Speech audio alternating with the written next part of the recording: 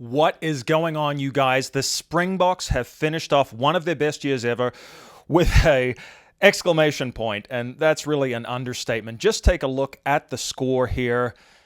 Big yikes. This was always going to happen. Really, there have to be some fundamental questions asked about why this fixture took place. Now, with all due respect to Wales, they put up a reasonable fight against the All Blacks last week. They did put 26 points on the Kiwis, but this was not even the same Welsh side. This was a side stripped of 13 frontline players who had to report for club duties in France and England. You put that up against a rampaging South African team. This was never going to be anything but one-way traffic. I look at that score, though, and what impresses me the most, it's not the 70-plus points, it is the 0. Because even a heavily depleted Wales is going to have a few sparks on attack.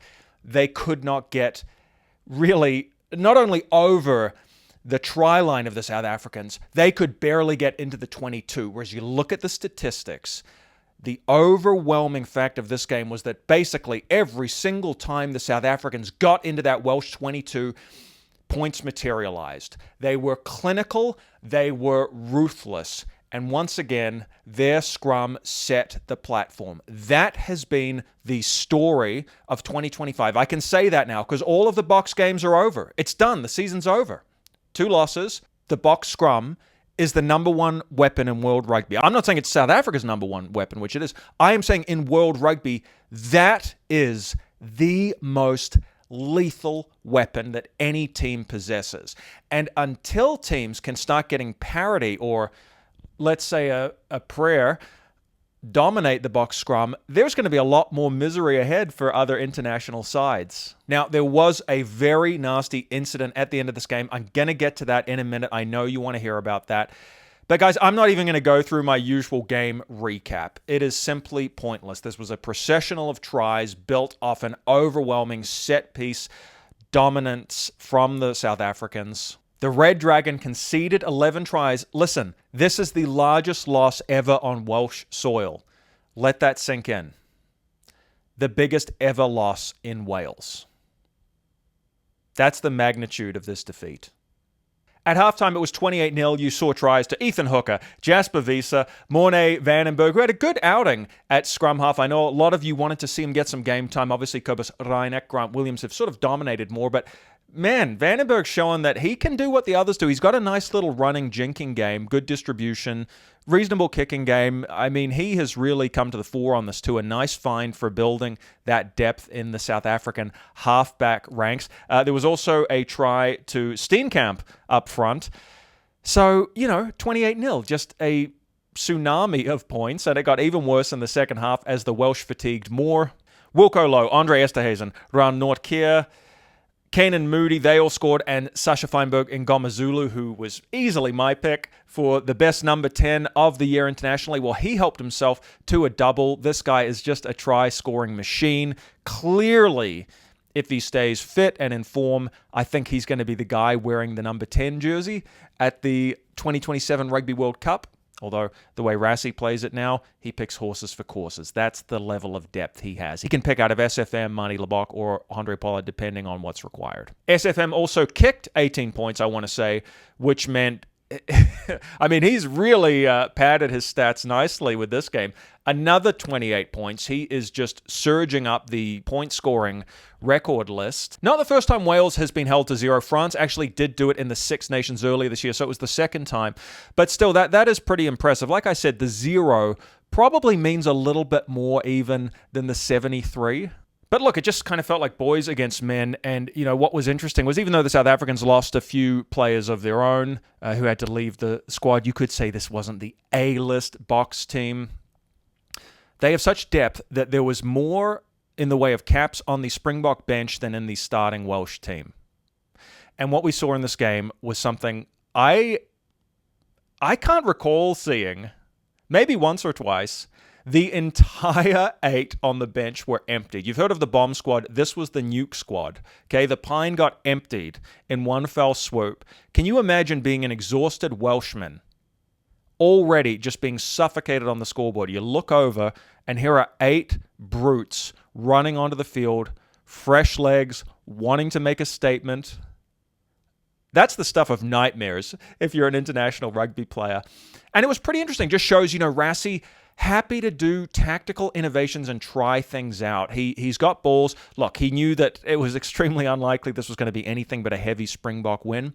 Why not play around with tactics? Why not find out what happens if you put all 8 on the field? If you're not going to do it against 12th ranked Wales, who are you going to do it against? And again, the forward pack just owned this game. The scrum was a weapon. Really, the first couple tries, they came off the scrum. Hooker really scored off scrum pressure.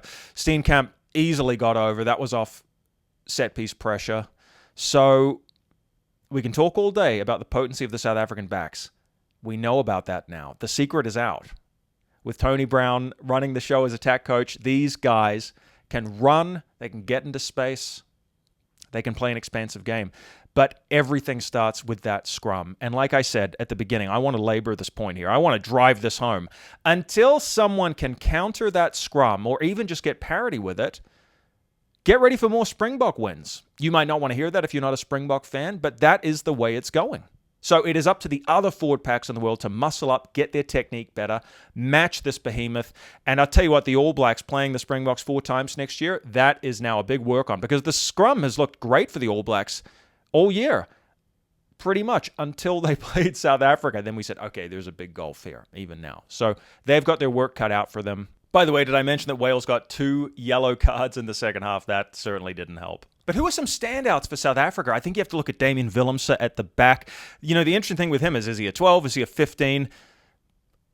On the strength of this tour, I feel pretty good with him at 15. In fact, I put him as my number 15 in my global 15. Watch that video if you haven't watched it already. It'll get you thinking. It'll get people talking in the comments. I want to know your thoughts on it. But the other name that stands out in the backline was Andre Esterhuizen. I mean, this guy was so direct. And for me, he was just pretty much unstoppable off first phase attacking strikes. It's all good and well to build multi-phases, but this was a guy you could go to straight off the set piece, and he's going to get across the gain line, if not right into the 22 and towards the try line. So his physicality is phenomenal. He may be better suited coming off the bench next year in the sense that he has versatility. You can even put him in the loose forwards. You might want to stick with, Damien Diolende, Jesse Creel, Kane Moody, these kind of oaks, right, in midfield. But Esterhuizen's got to be on the bench, at least. Steenkamp and Wilco Low were just utterly dominant in the front row. When you consider that Oxenchair was the first prop nominated for World Rugby Player of the Year, and then you have these guys backing him up with performances like this. I mean, my gosh, just phenomenal depth at prop. If you sort of had to name one standout forward, it might be Ruan Nortje.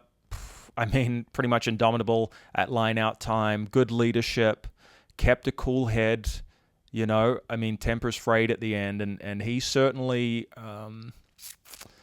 was relatively cool, calm, and collected, for a guy who was right in the heat of the battle. Been some question marks about South Africa's locking depth. Is it as good as it once was? Well, I mean, after this tour, you'd have to say absolutely it is. But speaking of locks, let's get to the red card incident. Look, Ebenezer gouged a player in the eyes. Things got out of hand. Tempers flared. Nasty. Now, I don't even want to really comment much on it because I think this situation is already very inflammatory. What do you think? Was it clear? Are there question marks around it? I looked into what the ban could be. I did a little research. This could be a 24-week ban. So this could impact next year. Big time for Ebenezer. I want to know your thoughts. But regardless, we'll find out soon enough. And look, you do the crime, you do the time.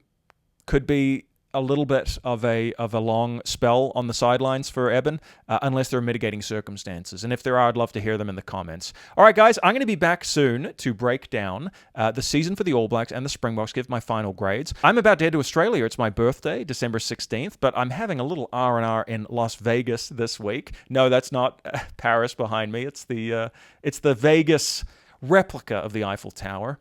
But man, listen, thank you guys so much for watching all year. And the South African fans, you guys have been a delight. Obviously, the crown jewel of my channel is the All Blacks content. They're my team. That's my favorite stuff to do. But I've loved diving into the box. It's interesting to really analyze a team that isn't your team. And honestly, sometimes I think it's a bit easier for me to analyze them than the All Blacks because I'm a bit clouded by hope and naivety sometimes. Whereas with the Boks, I call it as I see it. And I got to tell you, that was one of the more impressive years I've ever seen from an international team. But we'll recap the season a bit more in future upcoming videos. For now, please like, subscribe, send this video to someone who loves rugby, and I'll be back for another one real soon. Take it easy, guys. Bye for now.